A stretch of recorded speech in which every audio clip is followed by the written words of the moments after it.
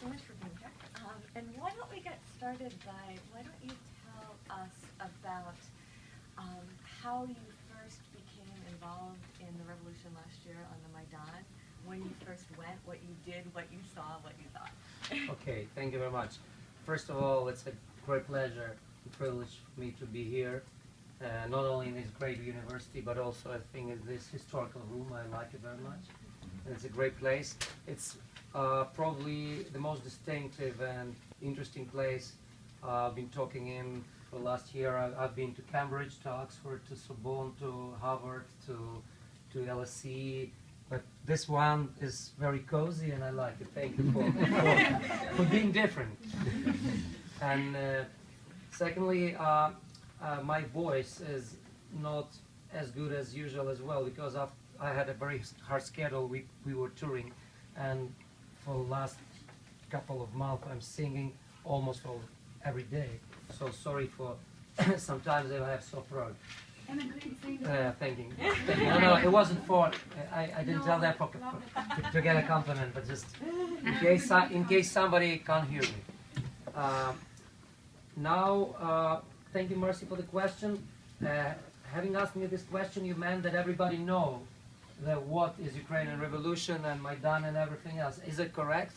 Because if not, then probably I'll tell some words before. Okay, how all it started. We gained independence in 1991, and for last 24 years, or especially 23 years before 2014, we were like coming back and forth in political or geopolitical or sense. Are we a part of Europe, or are we a part of, like let's say, I will call it Eastern civilization? And politicians use this fact of use this as a flag, always in their own interests. Some used European flag, some used Russian flag, but it was more of a manipulation. And for 24 years we were, like, as a nation, we were like torn apart, like between these two concepts. And when you have that kind of tensions, these tensions always bring you to things like riots or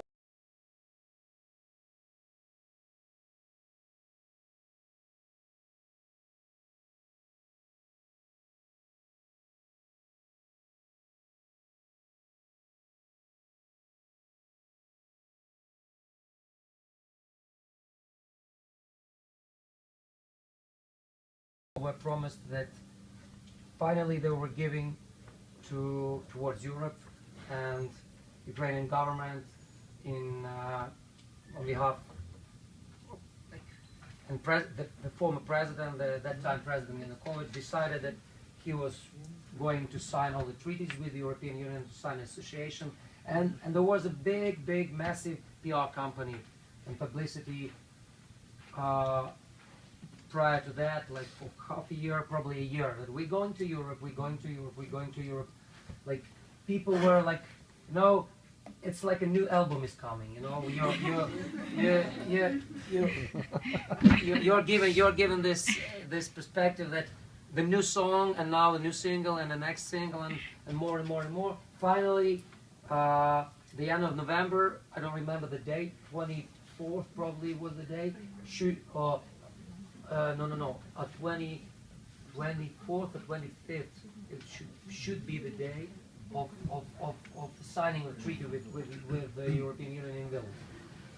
So everybody, even skepticals, even people who knew the situation deeply, everywhere almost convinced that the signing would happen.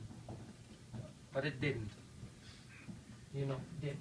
So a week before, they made a U-turn. A week before.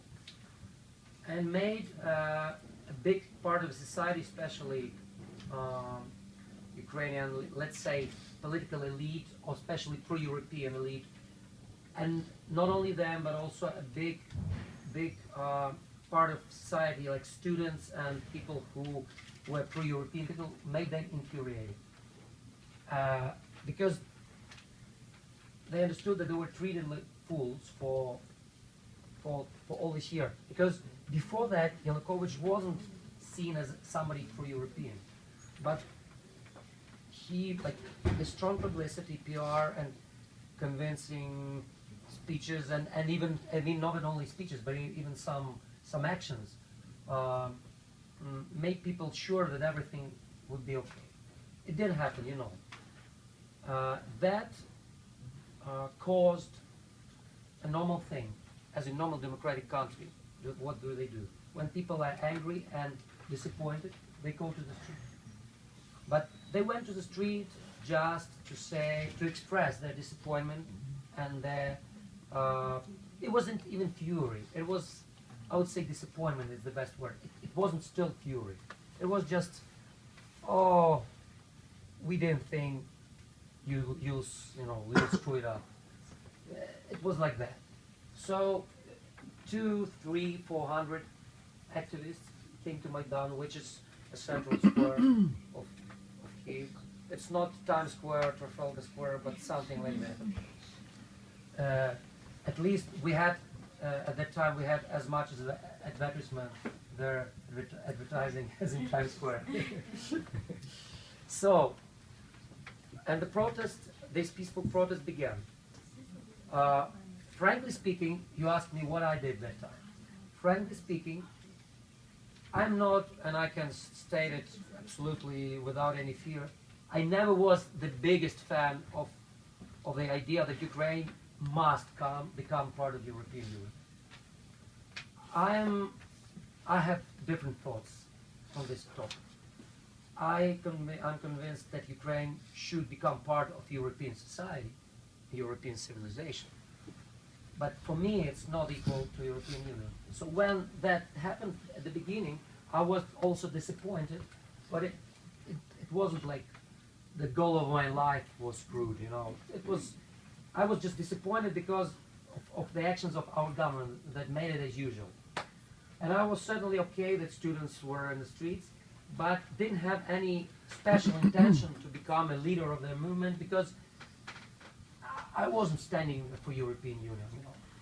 And but it became more and more and more popular, and one day I was asked by student activists to come and to say something to people, because, you know, somehow they listen to, at least to what I'm saying, and as far as I know, also to what I say. And it was important for them to listen to me. So I said, okay, I come there, but I won't talk about European Union, about association. I'll talk about values. So I made my speech. I went to Maidan. It was Thursday, 2 days before the first clashes with the police and the first drops of blood appeared. So I said to them that, you know, I asked them, do they know what is it to be European? And what do they mean by saying, I want to be European, I want to be part of Europe? And then expressed what is it for me. That it's not geography, because geographically we already are Europe. It's not politically, because I don't think that that's the most important thing for Ukraine. But so then what? So I express them that it's values. The first value and the most important, freedom of choice. And the second, the dignity. And I said, I stand here for you because you came here for your freedom of choice.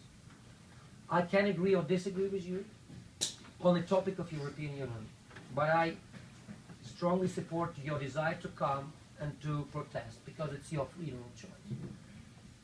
And then there were my last words at the end. My last words were, don't give up and don't be pessimistic. Everything only begins. Unfortunately, not only good things began after that. It was not my prediction, it was just rather, I understood that it wouldn't be as, it wouldn't make it easy, you know. It was something in the air, I understood that. probably it intuitively, probably gut feeling, probably, I don't know, something told me that it wouldn't be so happy as people probably at the very beginning expected. Next 2 days were tragic. And Saturday, after students were beaten, suddenly I already didn't have any second thoughts. I understood that all 3 people should be there. And suddenly, not only me, fortunately, a million of Kyivites thought the same. So Sunday, a million of people were on Maidan. And still it wasn't clear that that we would have what we have now. Because all next step, I personally was thinking, okay, now the government, the president will think. This time they will think. This time they will make it they will be wiser, they will be more clever, and this time they won't screw it. Each next step worse and worse. Each next step. I still I was finally a couple of months ago asking in an interview to explain the logic. I can't explain the logic. I still can't explain. Probably some politicians or analysts who are here who know the history of these uprisings in better how usually things go can explain it to me. I can't. I can't explain first why didn't he sign. It was nothing to sign. You know, when you sign, it's still not, you know, it's not to adopt. You need a lot of time to come. If you didn't want to make it happen, just sign. Okay, if you didn't sign, why to beat students? Okay, if somebody made a wrong order and had beaten the students, why not to fire those responsible? When not to fire those responsible, why to make it even more strong, cruel and cruel? Why to bring armed forces? Each next step illogical. Each next step. It was like a special thing to get rid of Yanukovych. Like, I don't know. And finally that happened. So when people say now, many people say that it was an illegitimate change of power, I always ask, okay, what are you going to do if one day your president escapes or flees? What are you going to do? So there is no possibility in law to make legitimately to make him to enforce him somewhere to abdicate to how you call it, to resign. Yeah. So what to do? Suddenly somebody like takes responsibility and makes things with mistakes or without mistakes is different. But still, because legitimacy is a very you know, it's a tricky thing. You can always argue about that because many historical precedents in history when you have, you know, illegitimate, formally illegitimate, but mentally or morally absolutely legit things that make people feel better and make history rolling. So now to conclude, I was in Maidan not because I was standing for European Union. I was there because I wanted to defend the freedom of these people to say what they want and to defend my freedom to say what I wanted to say. That was my main reason, my main. That was what was I doing there. And on the Maidan, things happened in January and February that seemed unimaginable in October or November. Absolutely. How did you see people changing? Do you feel like you were changing during the time you spent there, and the people around you? Did you feel like they were changing? Yeah, it's too hot. Yeah, that's why you open it. Probably we'll try. Yeah. I don't know. I mean, if you can close it, it's okay. I'm okay. I'm afraid somebody else probably will feel too hot.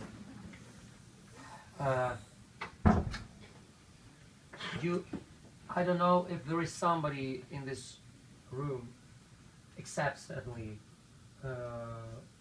Ukrainians who were at the time in Ukraine, from different countries, who do really understand what is it to live in the city when next to your street people are being killed. I never understood what was that before, like, all my 30, being 39, I never, 38 at the time, I never had this feeling. It's something completely different. Believe me, everybody who is not familiar directly with what was going on in Ukraine, it's something different to see it in the movie, to read it in a book, or even to hear it from you know, stories of your friends or your grandfathers or mothers who were in the war. It's a completely different story. It's absolutely different, and it changes everybody. I don't believe that there a single person that won't be changed after witnessing or like being there. So suddenly it changed all of us. After I was a big fan of history before Maidan, but after Maidan, I became, like, let's say, history became my religion, because now I know that history is a fundamental thing, and it's absolutely cruel, and it's absolutely sorrowless, and it always worked with the same in the same. There are the same rules that work in the world. Now I know that, not theoretically but practically. History was doing its job in Ukraine. It was absolutely predictable. If you were not a person put inside, but if you were just somebody who know history good and who was at least in the height of a bird fly. No? I mean, illiterate. It was predictable, because 1991 we didn't gain the independence. We didn't fought for it. We got it for granted. You know. Some people argue with me. Sadly, they say about these movements of 40s, of dissidents of 60s, or even students' revolution in 1990. But believe me, you can't compare this with the real war for independence, and the mostly all developed nations in the world went through this. Starting from Britain in 17th century with Cromwell and William Orange and everything, and French Revolution, and America, two big wars, and you have whatever, Italy with Garibaldi, you have, you name it, everybody. So Ukraine were just unlucky to get to this point 100 or 200 years later than others. I always say we are lucky that we are earlier than many others still. Many others still didn't get to this point. And sooner or later, it should happen, you know. And it happened 2014 in Ukraine. It changed everybody. Now it's not a question, did it change? But it's a question, how it changed. And is this change coherent, or different people were influenced differently? That's the most important question. Because if it's coherent, like for example Japanese defeat in 1945, when nation reconciliation and you know, like, all things they went through made it even stronger, you know. That's one thing. When nation thought differently, of different parts of the nation think differently of what's going on, that's a problem. And I think that the events that passed after were consequences of our irresponsibility, political, social, and probably personal responsibility of all Ukrainians. Because for 24 years we were doing nothing. I mean, not as we were making families, we were making our own careers, living, studies, selling millions of CDs, some of them. But it's different. I mean, as a nation, as a social movement, as an environment of people to see their common future. We didn't do our best. Probably we do very little, and that's what these mistakes we pay for them. And what about 2004? You were on the Maidan for the Orange Revolution as well. 2004, it wasn't a revolution. I don't think it was a revolution. It was much more civilized story. It was caused by much less civilized reasons, because the elections, I think, they were falsified, and people came to streets once again to protest that and to make their choice happen finally.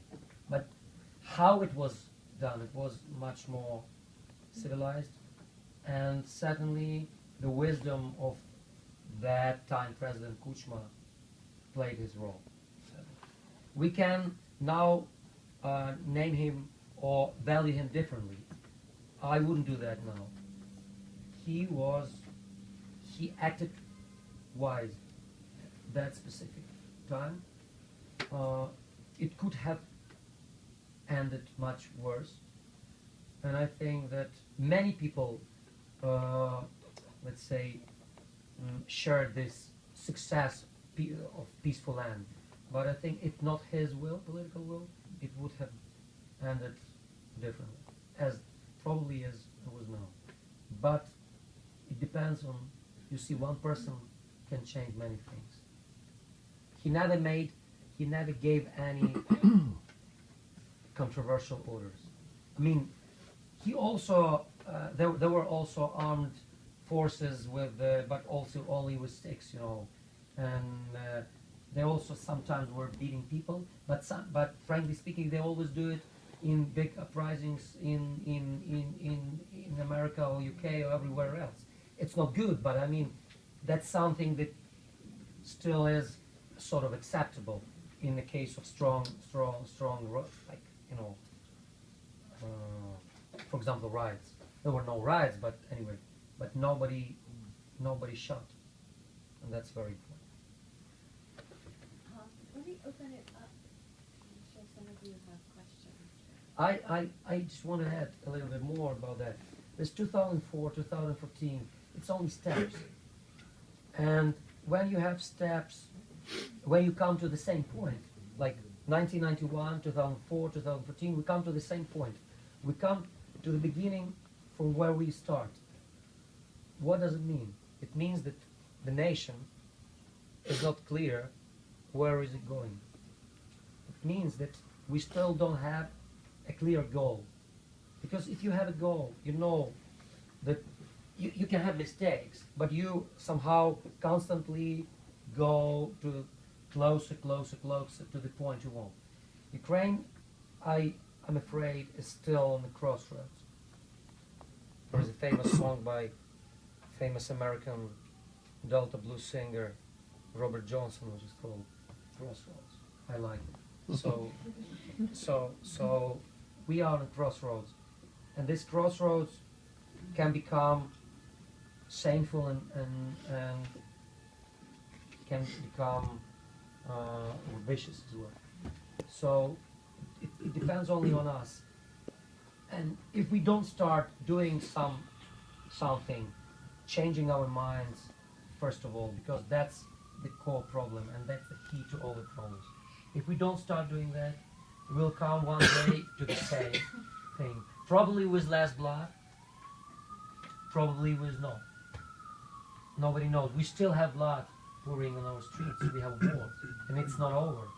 And God knows when it's going to be over. It's not an easy story, and it's not a short story. And even when we come to the end of the story, all wars or revolutions end somehow. But even then, if we don't change our minds, and if we don't understand as a nation what is our core what are our core principles, values, and where are we going to? Where is our Israel?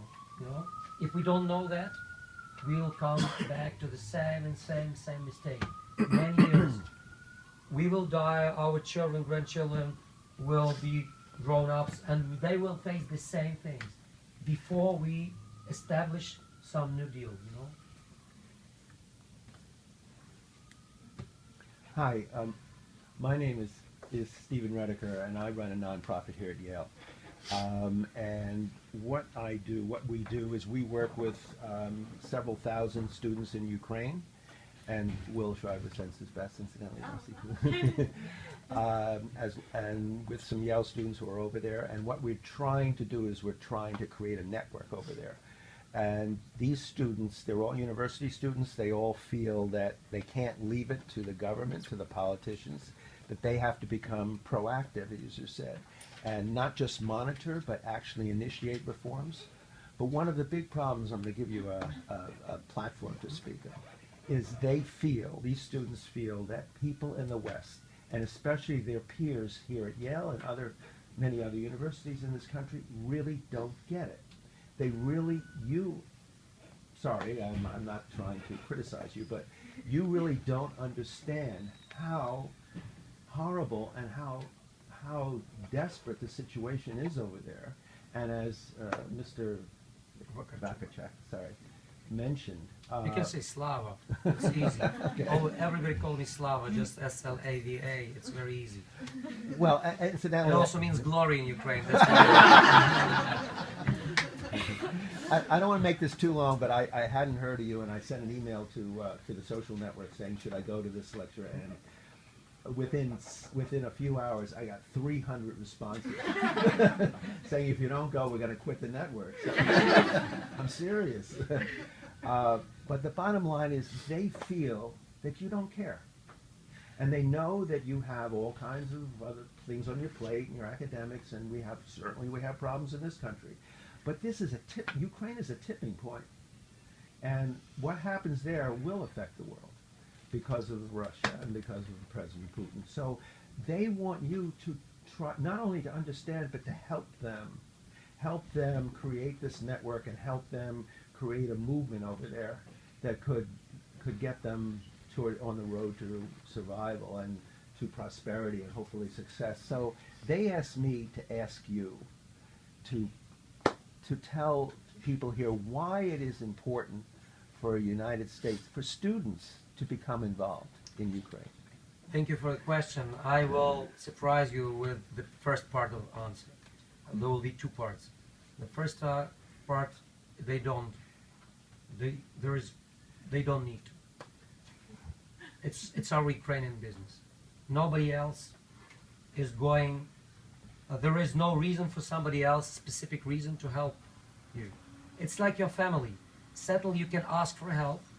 Certainly good people and people with heart, they always will come and somehow respond and help, as it happens. But it's your own business. Finally, it's your own business. I'm convinced that problems of Ukraine should and must be solved by Ukraine firstly. And it's a little bit humiliating position to come and to go all over the world and say, help us please, we are so, nobody likes us, we are like, please, we're so poor and desperate, please help us. I find it humiliating. I never do that in my own private life, in my personal life, in my career. They always say that, many people say, and I'm always asked by Ukrainian people and journalists about, like, how can we live in a country where we can't, achieve some goals we want to achieve? I was given my example. Nobody helped me. Nobody in the world. We started as a very, very poor band, living together in one bedroom, one bedroom flat, and we're eating like spaghetti 7 days a week because we didn't have any money. And somehow we got to the point we are now. No government, no Americans, no NATO, no International Monetary Fund. Nobody helped me. Nobody. So how did I get it? It's the first part of the question. Now is the second, more kind, and I would say more something you want from me to. There is a cynical and practical issue why West should help Ukraine. Not because you are so good and you need to help like they teach you in church. No, just because it's vital for everybody. Because as you absolutely wisely marked, it's a tipping point. Because what is happening now in Ukraine is it never happened after 1945. And 1945, as far as we all know, was the last year of the world turmoil. And finally, after that, we all live in a big, peaceful, in a heavenly peace, you know. Everything is fine. Some little conflicts, some small local wars, some bigger local wars, but no world wars. Like, people more or less are living comfort life. Ukraine can be a place where that all can start. And here you're right. So what should everybody explain is not that Ukraine needs help. Ukraine somehow will handle, and I think we need to help us with our own hands. But the world needs help. The world needs help. Because Ukraine is just, you know, it's like a crack on a small crack on the surface. It could be just a crack, and if it's not your land, that's okay. It's your neighbor's business. It's not my crack. Oh, it's bad. Okay, I will give some concrete to my friend, or will borrow, or will lend some money, or whatever, you know. But what if this crack is only the beginning of the big earthquake, and then it will come through your territory and it destroys and ruins everything. Think of this, of Ukrainian situation and of events of Ukraine as a possible beginning of a big earthquake. And then it will easier for everybody to understand why it's important. I think that many politicians in the world are so reluctant talking about Ukraine, or let's say uncertain, not only because they are weak. Some of them are really weak, that's true, but not only because of that. They never used to live in these conditions, in these situations. They never lived in 1942. They never lived in 1916. They never lived in 1778, or like in America.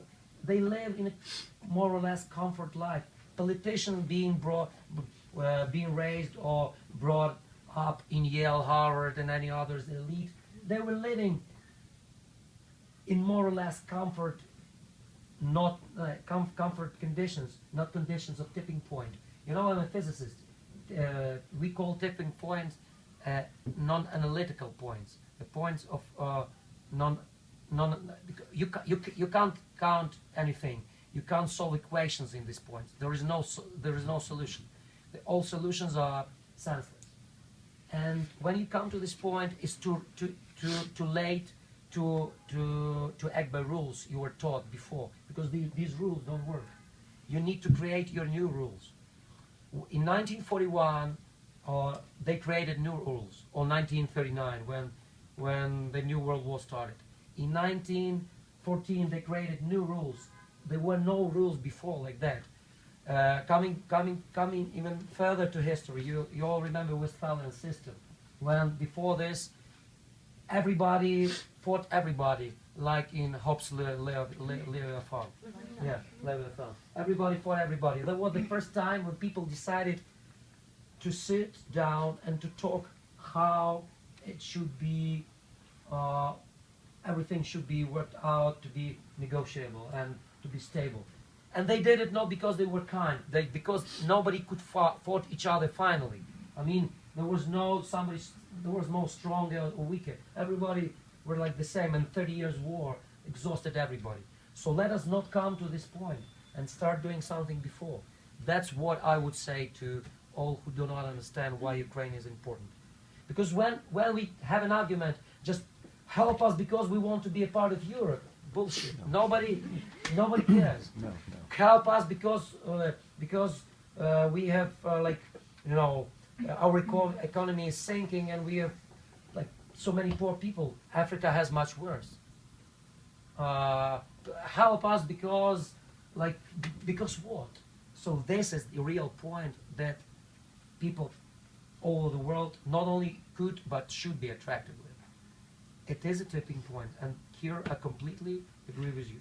So once again, I divide the answer into two questions. Don't help Ukraine. Help yourself, and then Ukraine will be in good conditions, and we'll have a possibility to help ourselves. May I rephrase that? Instead of help, how about join us?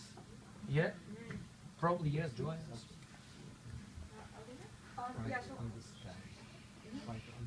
That's very interesting topic. I can talk hours and hours about that. It's just only probably top of the iceberg. Tip of the iceberg. Yeah, tip of the iceberg. I can say not because I'm not allowed to. It's just don't want to blah blah blah about the model. It's not to that. Thank you. Alina? Okay, yeah. So since we're on the question of helping and or joining Ukraine from the Western perspective, I'm just curious, what do you yourself believe an effective like aid or just what would constitute help? Education. Hmm. Education. Number one, number two, number three, number four, top 10 education. Okay, so education of people in Ukraine. Education of people in Ukraine, within Ukraine. Education of people in Ukraine, abroad.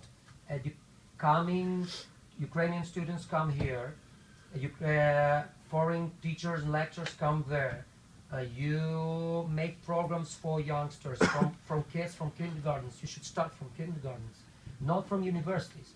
It's very late. I'm sorry for many Ukrainians who are here, like Yale students, but I think it's even too late to start become a different person just when you come in your 18 or 19 or 20 here. You need to start from being 3 or 4. And it's very good that some of parents already understand that and starting to changing life of their children, like giving them a new perspective now. But I think education it's a crucial thing. But it's the bad news is all I'm talking about are very strategical and slowly working things. But the problem is without them we can't achieve something. Before we become, our elite becomes open-minded and educated and not narrow-minded and parochial, nothing happens before that. So what do you mean by becoming a new person? Like, just in terms of civic engagement, or like what is how do I phrase this? How should Ukrainian people, like, what should they strive to become? No, it's very difficult to convince somebody to change their mind if they happy with what they have. But somehow you need to. So change their mind from like not caring about being involved to caring about The biggest problems with Ukrainians are irresponsibility, the fear to how to say this, the fear to lose the small thing you have, and not eagerness to achieve something bigger. Just we have I don't know how to translate. Probably there is a relevant proverb in English.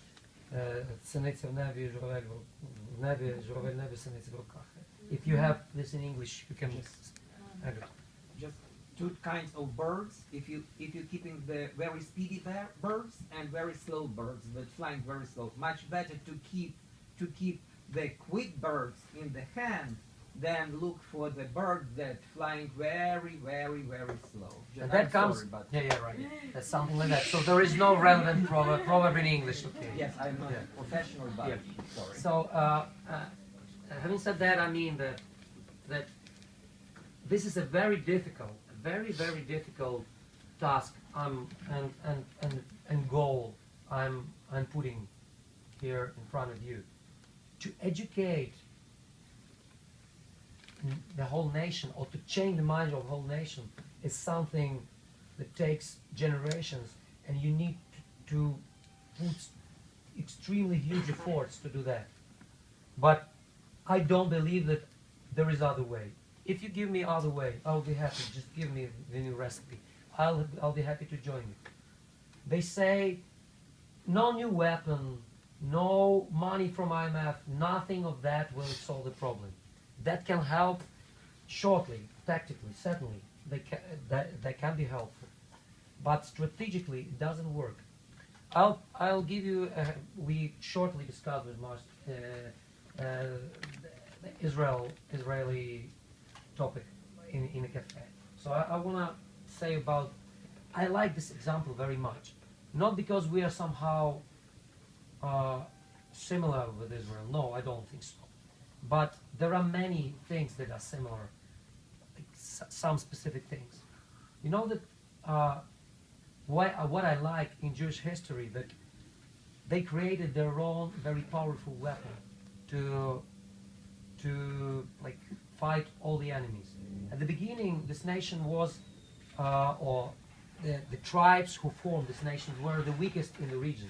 They were always conquered by others, beaten by others, because they were small, living in a relatively, I would say, not relatively, but just, how you call it, hostile territory, and sadly, from the point of view of climate as well, there was just desert there, nothing else.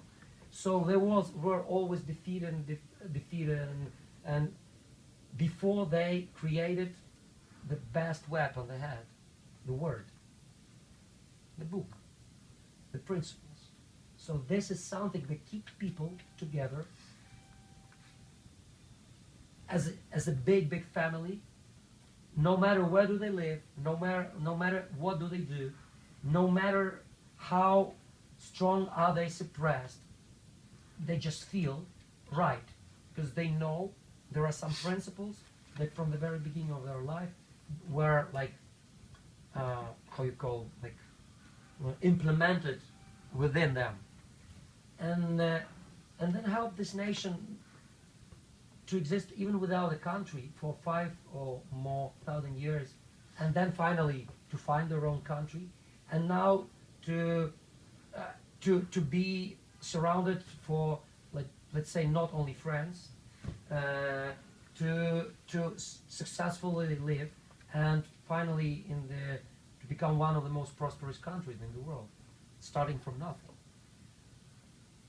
No big territory, no big amount of people, no big army at the very beginning, just the desire and the principles, the book. So what I say Ukrainians need, we need our own book.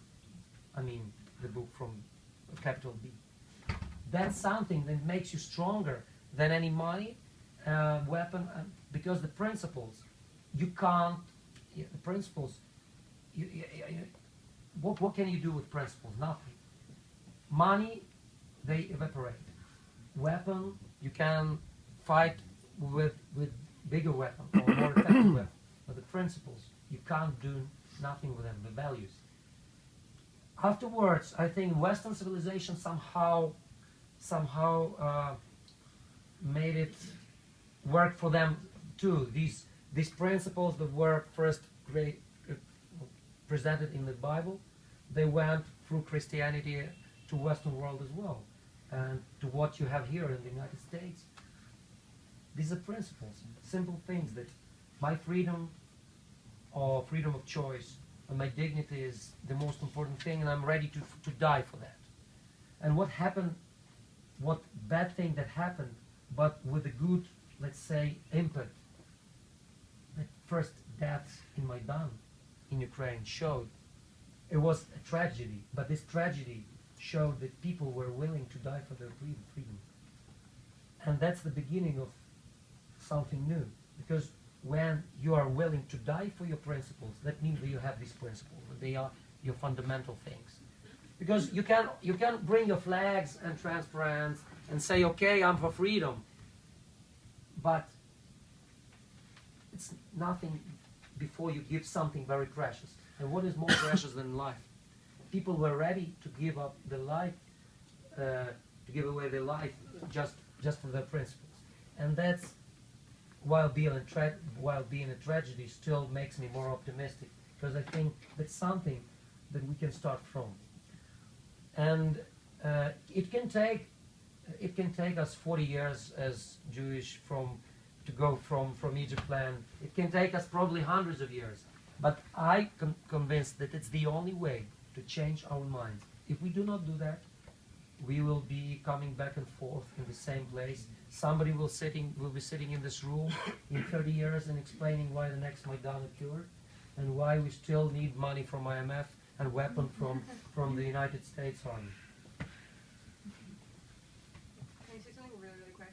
Do you not think that the people who, because at least from my perspective and having, read the news and watched videos online and stuff, people who are, who believe that they're defending Donetsk and those regions also believe that they hold the principles of, fighting for freedom and putting their lives on the line to gain freedom? Good question.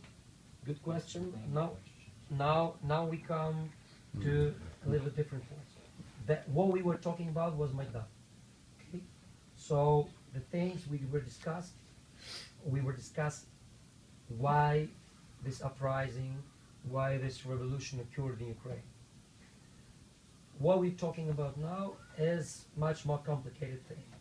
There is so much of, how they call it now, hybrid war or hybrid war, when there is not only weapon, but also information involved and propaganda and everything like that.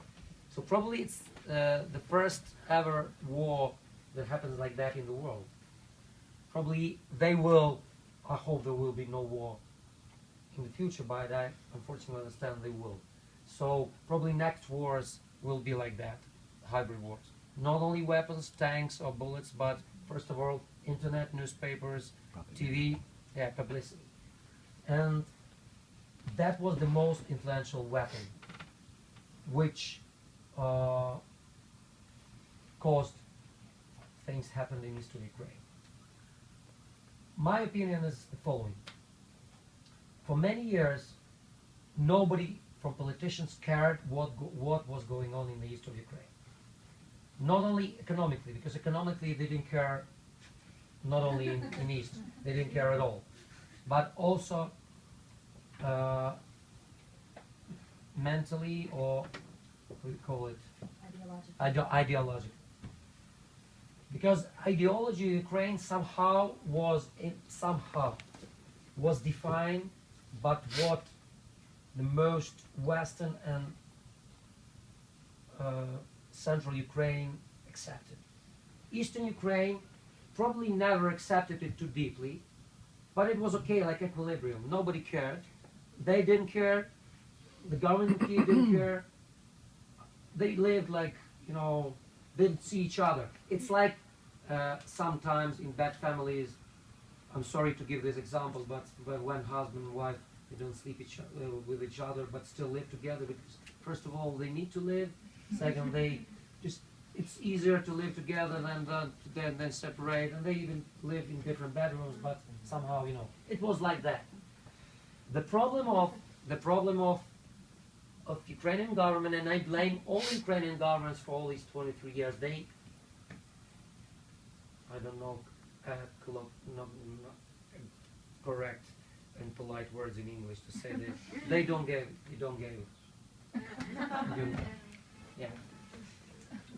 Yeah, they don't give it. So now what happened? The propaganda started working even before Maidan. But Maidan was strongly showed as something anti-Donbass, Donetsk, anti-Eastern European. People, although they probably had different opportunities to see different points of view, but they never intended to choose. They didn't have this value of choosing something. No. Open mind. Open mind, and that's the same. But that's the same disease for Eastern and Western Ukrainians.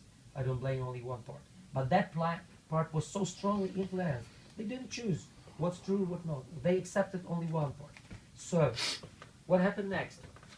Next were many strategical mistakes from both sides, but I blame Ukrainian government for something they didn't do from the very beginning. On the 1st of March 2014, I was in Donetsk in the university.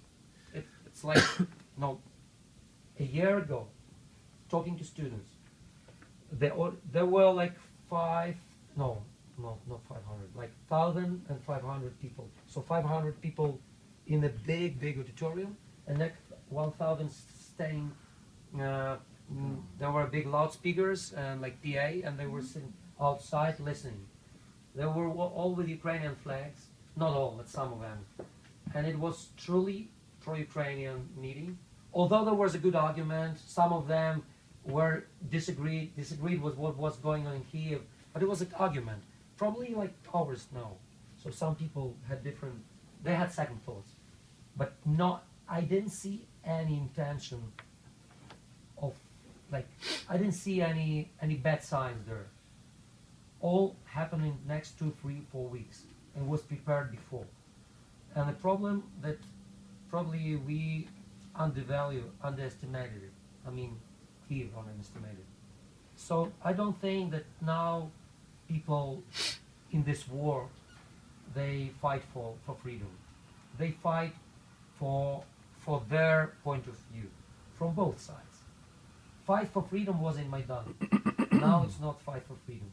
Now it's fight for the point of view.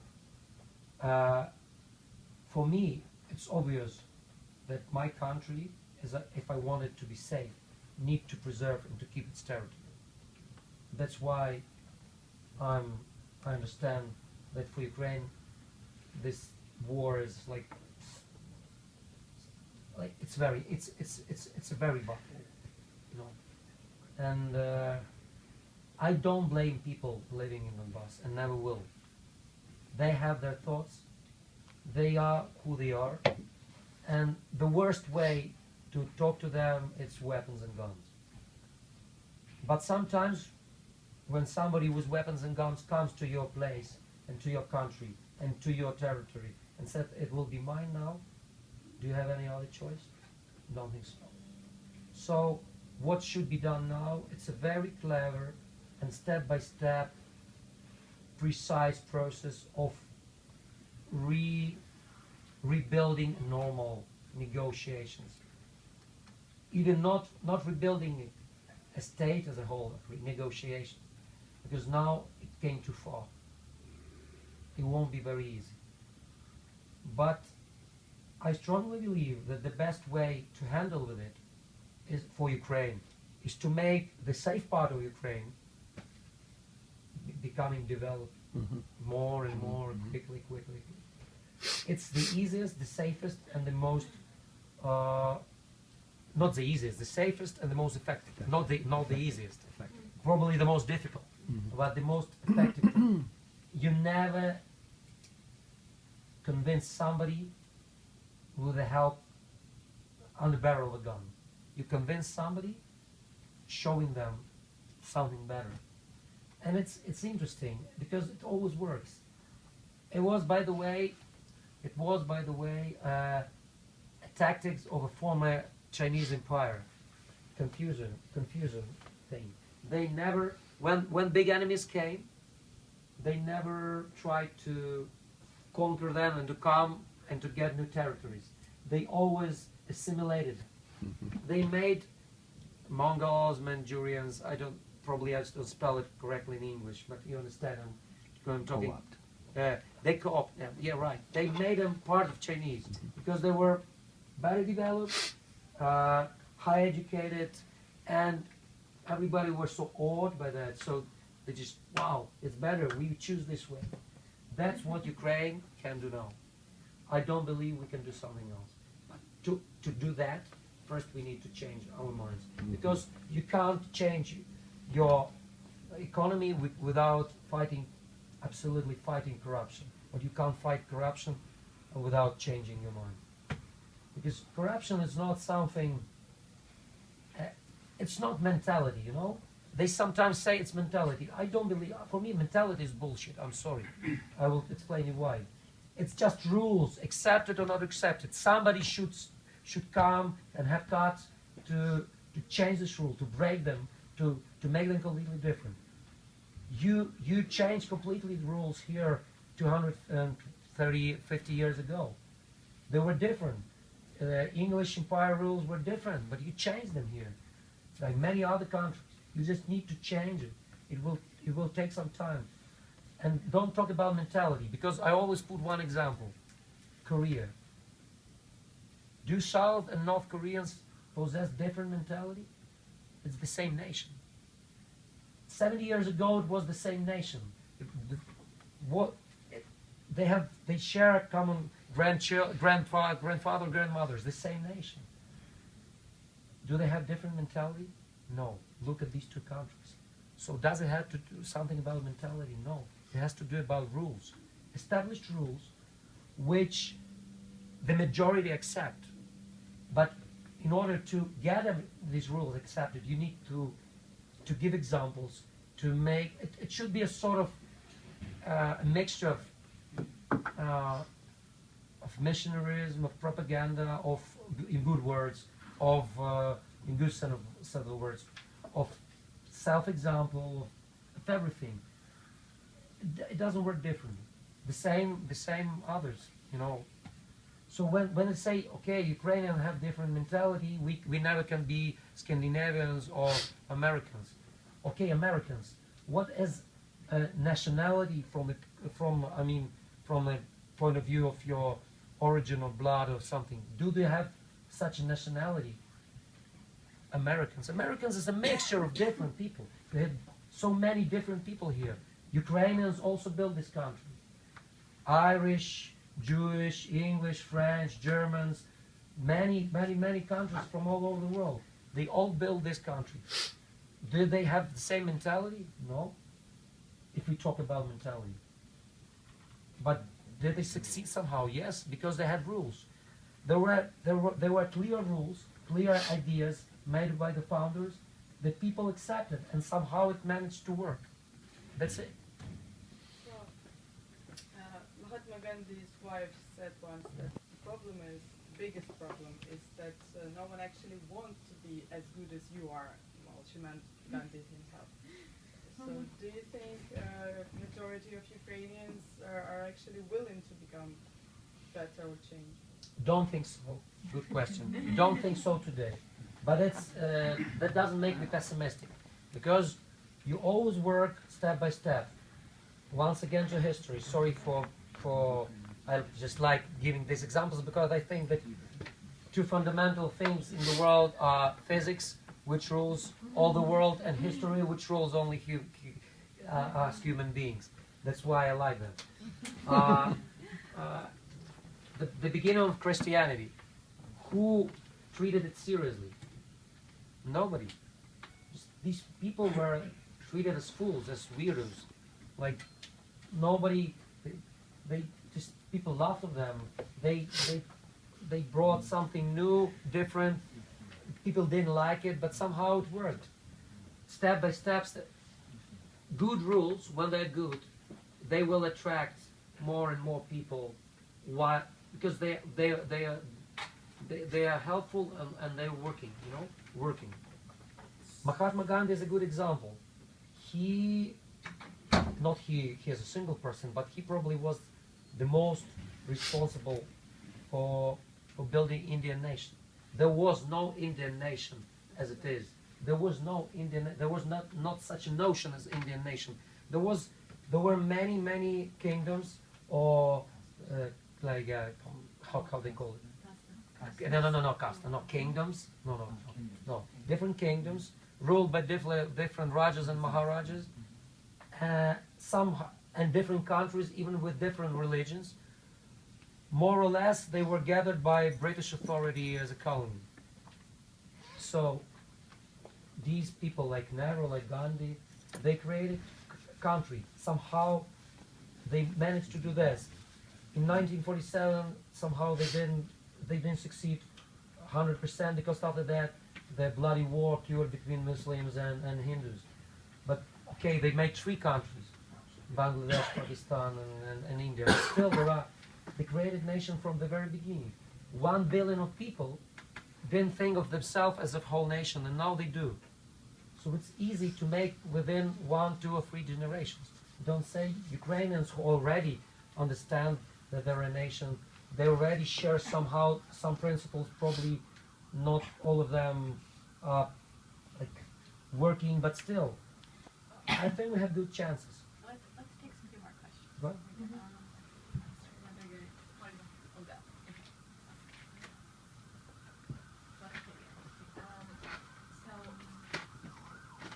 I want to express my real appreciation and admiration for your role in Maidan event. You definitely are one of the leaders and inspirations for that matter for those events. The revolution is over, but everything's only starting. Ukraine is in war, and not only are there external threats, but internally the country is in the difficult situation. And as you very correctly pointed out, many people are still living in the same mindset as before the revolution. I would say majority. You're a famous person and definitely an opinion leader. So how do you see your social role in the post-revolution Ukraine?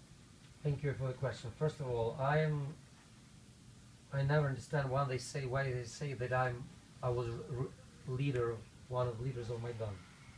I went there as an ordinary person, probably as an inspiration. Because a lot of my music and things like that. But personally, I was in Maidan almost every day, but was on the stage only once, when singing with my band. For 3 months, only once I was on the stage. So there were many other leaders. Why they say I was leader, I don't know. I didn't want to be leader, and I don't think that I was the leader. Only once I went on the stage. What I did, just wrote songs and sang them, and somehow brought some stuff to Maidan, and because ordinary people was there, just standing in the crowd. By the way, it was the only experience of staying in the crowd for so long. Never I did it before, and I don't know if I'll do it more, because I felt how people feel in our concerts, staying in the crowd. I was staying in the crowd there many times. And so what is interesting, when you're staying in the crowd like that, nobody cares who you are. So people noticed me, somehow greeted, but nobody was like annoying me with autographs or photos or anything like that. When in normal time I go somewhere just on the street, I'm stopped like 10 times in a minute. Everybody wants to stop to have an autograph, to photo. But then in a crowd, people know who you are, but you're just a part of this process. Nobody thinks that you are better or worse. You're just one of millions, and that's great. So I don't think that somebody, when I was standing in the crowd listening to these leaders of Maidan who were staying on the stage, I don't think anybody asked me for a photo or autograph for 5 or 6 times. On Sundays I was there. It's interesting. My role, I want to sing and to compose music. That's my egoistic desire, because there is nothing more powerful. There is no more powerful core in my life than arts, than music, and I want to remain musician till the end of my life. But I understand that sometime you need to to give more. Even it's not that you need. There is something within myself that says me, okay, it's not enough. You need to do something else. So if I'm needed in some other role, I'm ready for that. Will be happy if politics will stay inside, but I don't predict the future. I don't predict. If people need me in the other role, probably I will. Oh, I wanted to ask about Or like economical like association in the world, because GDP of European Union is even bigger than the United States. So I mean, I can't respect them and can't accept the fact that it's great to live in such a community. But I don't think that Ukraine is ready for that. And we need to be honest. I'm not a politician to stay in a tribune and say that our goal is to become your member of the European Union. What is behind that? What is behind the scene? Before, what I want to say that before stating this question consciously, we need to become richer than we are now. That's what I mean. When we become richer, when we become at least, or somebody probably will say, oh, it's a big goal, but still, as rich, as prosperous as Poland or Czech Republic or these countries, then what I know Ukraine well. I'm traveling a lot. Believe me, difference between two local people sitting, being neighbors in the same region, sometimes are bigger than differences between people in different regions. Some people think older, some people think more contemporary, newer. This is how nation is divided, much more seriously than just regional things. I know many people from Eastern Ukraine, from Donetsk and others, who are so, there are many friends of mine, some of them are now refugees in Kyiv. They are so bright, so like pro-European, so pro, you say, the people completely with the same values that I am. And I also know many strange and very, old-fashioned and narrow-minded people in Western Ukraine. So that's not the only question of regional difference. Although regional difference is important, but I always say that there are many things that unify all Ukraine. Corruption, for example. Yeah, that's true. Ukraine, all Ukraine, there is no regional difference. All Ukraine is being corrupted very, very homogeneously. Absolutely. And there are many other things, bad things as well as good things. I think that being corrupted, Ukrainians somehow still are very hard-working nation.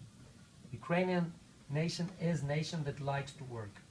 Okay, probably I would say not likes to work, but can work hard. No, it's very important because I know some other nations that are really easygoing. I wouldn't name them, but they are easygoing, and you can see the result as well.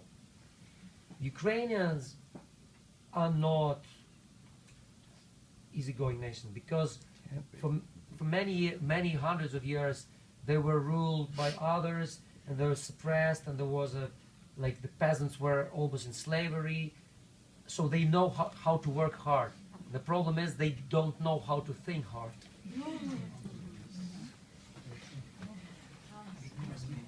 Okay, one last question, and then we're running out of time. I'd like to just Probably we have tradition. Usually when the time is over, we have last 3 questions. It's fair enough because then everybody's get ready to that it's the end. I have a comment and a question. The comment about the European Union, it's not a question of choosing do you want to become part of the European or not, Union or not. I think it's a question of deciding to go in that direction in a process way. Remember, Poland and Romania and all these countries, when they signed the association agreement and when they eventually joined the EU officially and NATO eventually, it was a process. And the Europeans, the European Union as it was expanding, was constantly providing assistance, was constantly giving advice. You know, Jeffrey Sachs dropped into Poland and did a crash reformation of the economy.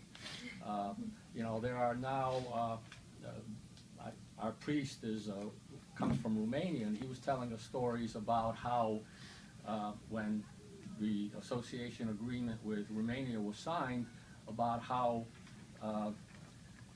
advisors would come in to reconstitute the constitutional court, and about how judges were removed and some of them were imprisoned. And this was done under the impetus of the European guidelines in order to become a full-fledged member of the European Union. So these countries didn't choose to become part of the European Union. They chose to take a path which eventually qualified them for admission. So I never argued with that. I completely agree with it, and that's what Ukraine should do as well. But my question is really different. I want to change the focus. You are in Ukraine, you travel, you visit, you talk to people. There's a new president, there's a new government, a new parliament. It's fairly new, so you can't expect dramatic changes in this short time frame. But what is the feeling of the people, and what is your impression of progress or lack of progress? Thank you for the question. I usually don't like answering these kind of questions because my personal attitude to life is never expect anything from anyone. So, like, I always live like that. So when people ask me, is this or that president good or bad? I always say, I never asked him to do something for me. So I don't know. So, but I'll try to answer anyway. So, because my personal thing is, I don't care who is the president. I do my job. And I want everybody of my country mates act the same. But the majority, unfortunately, that's what I want to change in minds of our people. The majority is just waiting. They're waiting for Messiah. They're waiting for, but unlikely as in Bible, they're waiting for Messiah that should certainly come while they're living, not in the next life. Yeah, just today, a Messiah, a good Tsar or king, great president.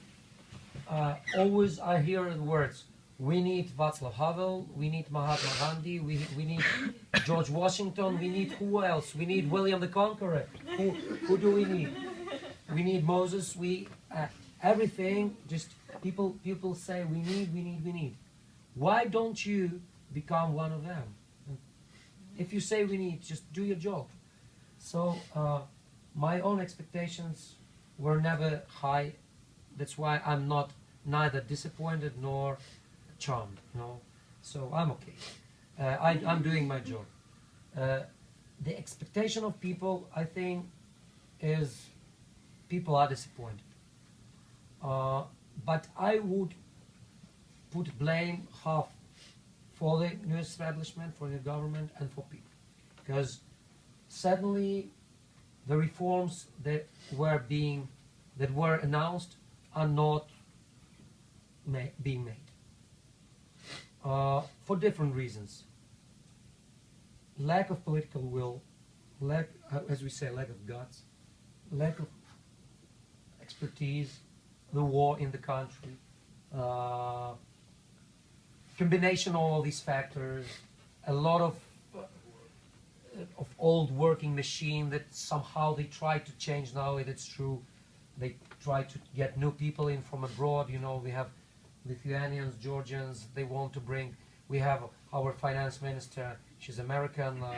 I know she's a good acquaintance of mine. I know her from Natalia Yarescu. And unfortunately for yourself, a Harvard diploma, not Yale. But anyway, so something is being done.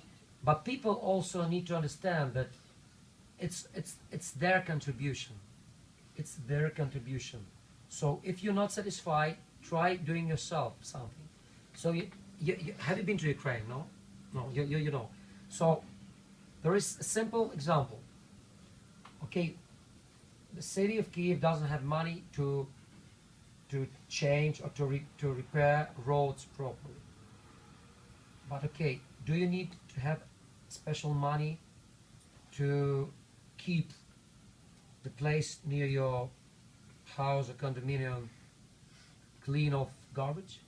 Do you need a special money for that? No. You just need to be accurate.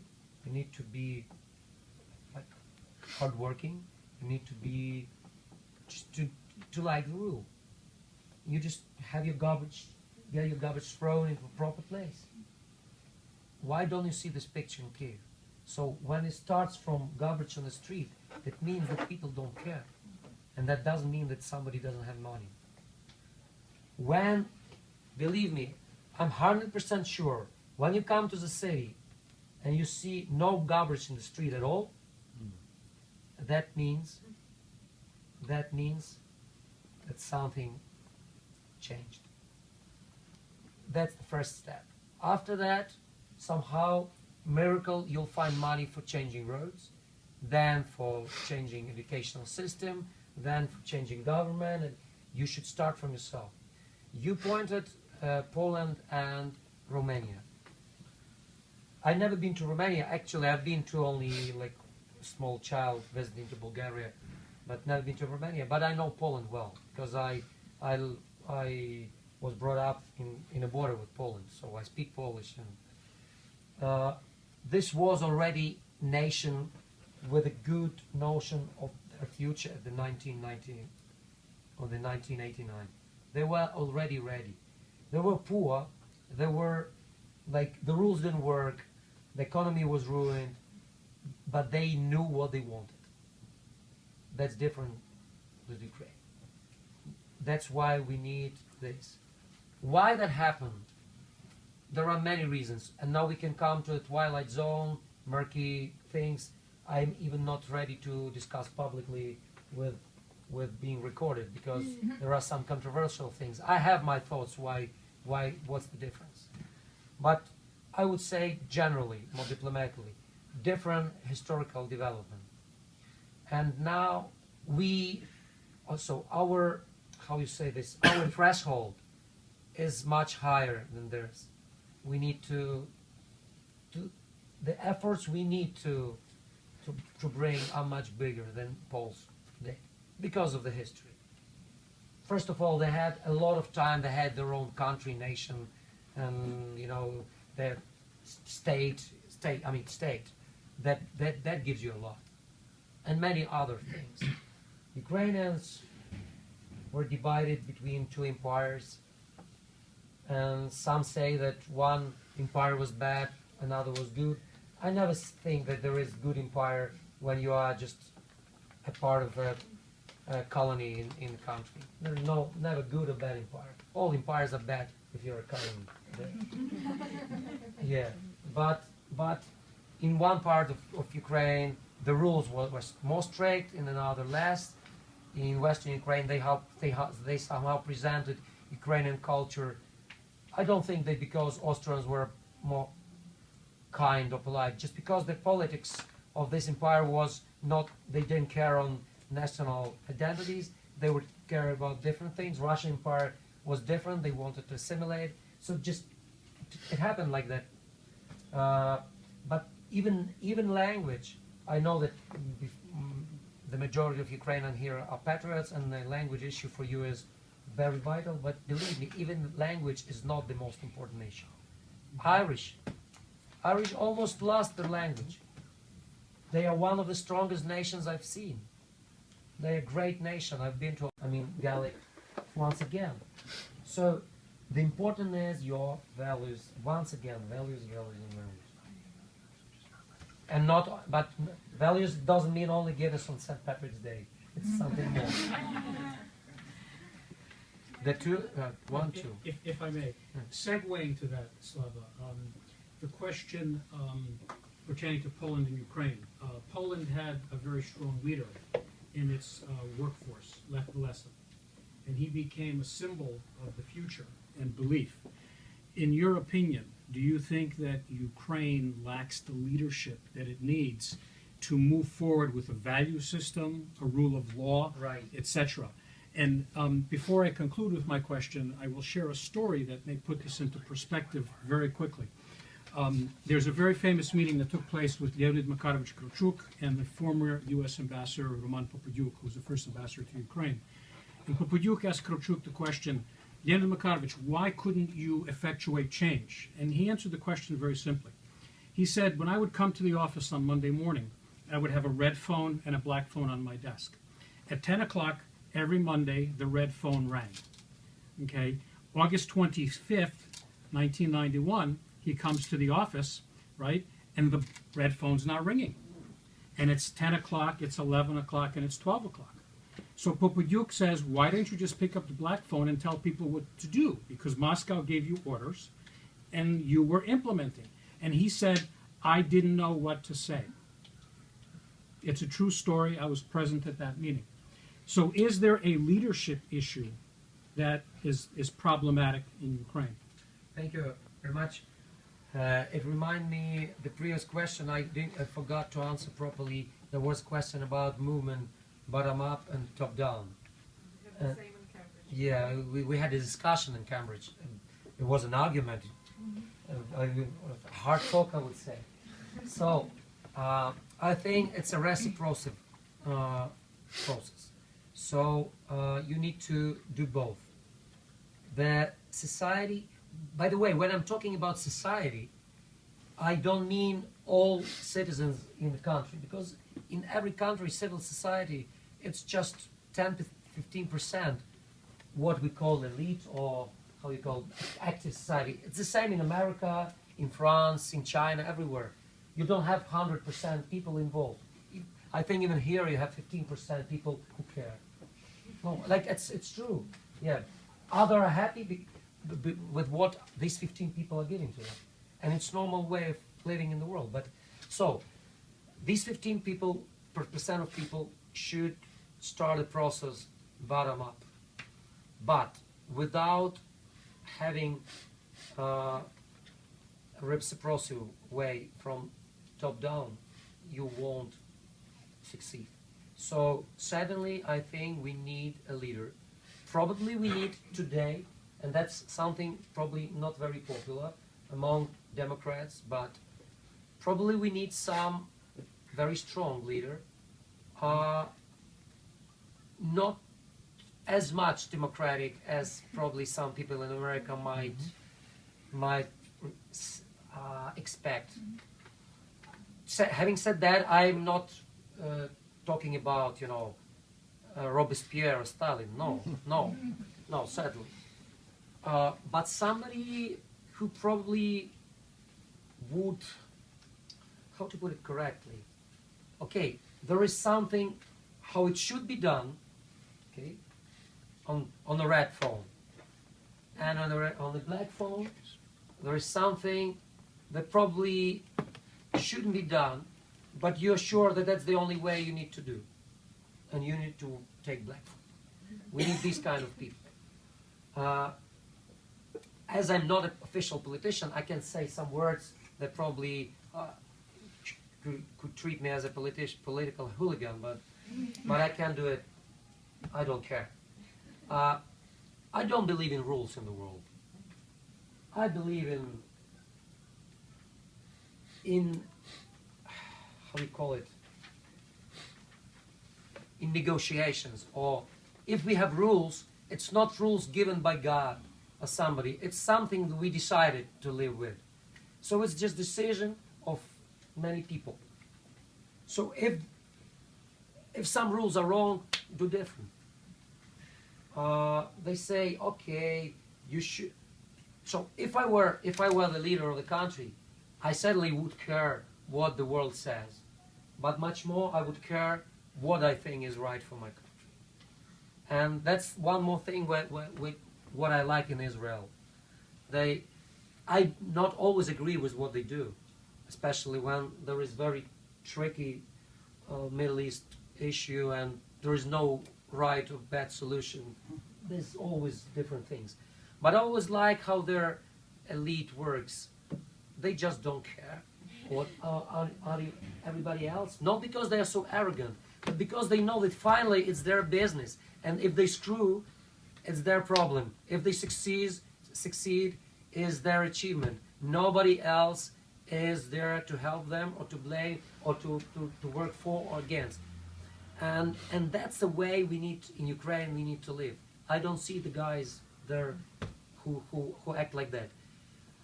I appreciate how the present president works with the international community now. It's much, much better than it was before. Certainly he does the best he can. But still, you go and ask for help. Don't ask for help. Do something. And then people will come and respect you. Do something. Show that you're a strong man. Do something. Okay, and the last one.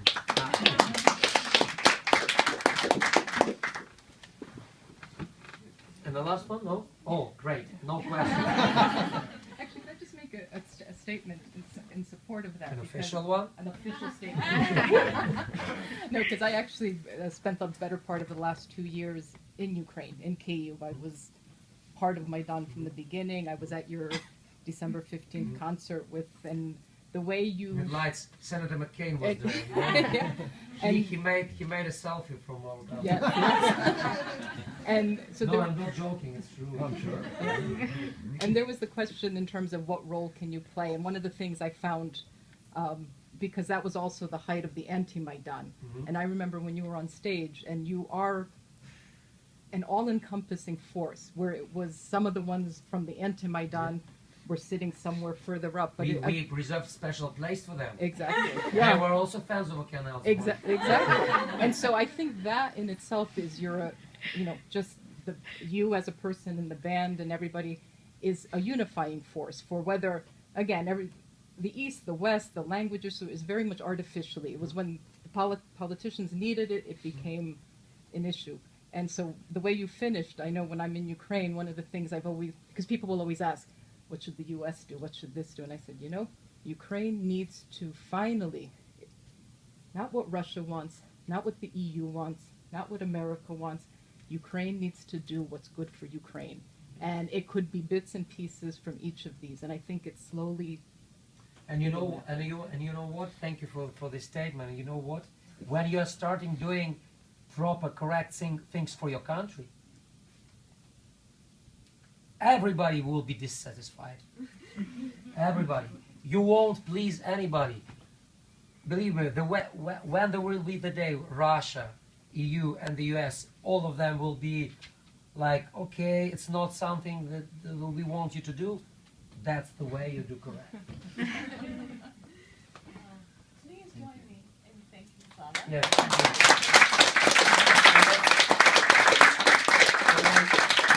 I want to thank you for inviting me here. It was an honor for me to be here and to speak to you. And it's a little bit like secret, but I don't know if it's correct that I can tell it. But I'm probably, if they allow me to come, probably I'll come here for a couple of months in autumn here to Yale. Still don't know if they accept me, but probably. So if something that I already know many of you, if I'm asked, I say I know many people here. Yeah. So thank you. And the campus, I liked it, and the gallery and everything.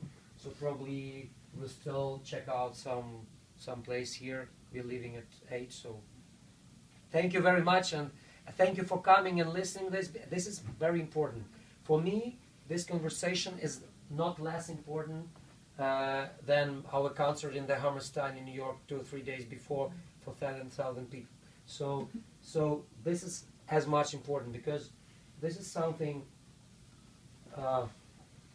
I reflect with you. It's not only that I answer your questions or I practice my English.